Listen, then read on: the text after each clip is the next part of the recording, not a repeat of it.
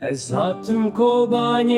kobana rengarenk bu kaçiyane Ware delalu şenk geli min rabe Serxwe bum xweşe Ava bikin kobanê bajarê bidin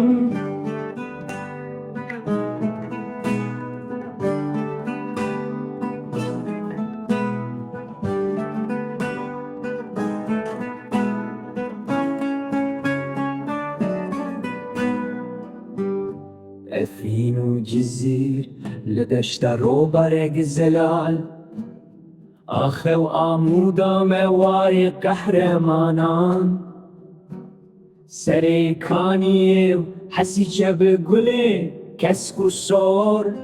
Dixemilînin kobanê stêrka rojava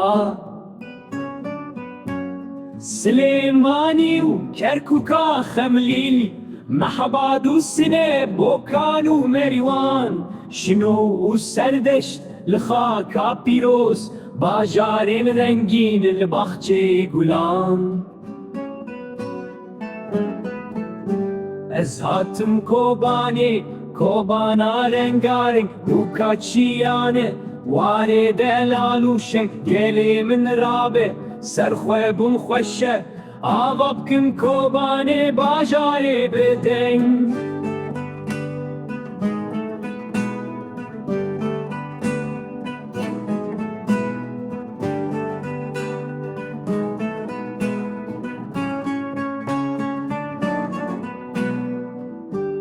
Çiyayê agerî wan û jole mêrg û bedlîs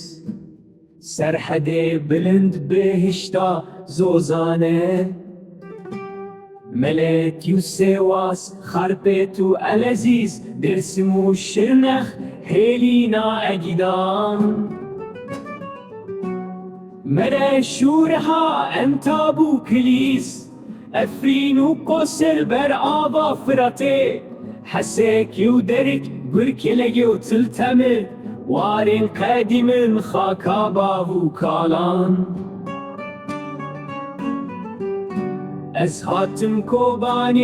kobana rengarenk bu kaçiyane Warê delal û şenk gelê min rabe Serxwe bûm xweşe Ava bikin kobanê bajarê bidin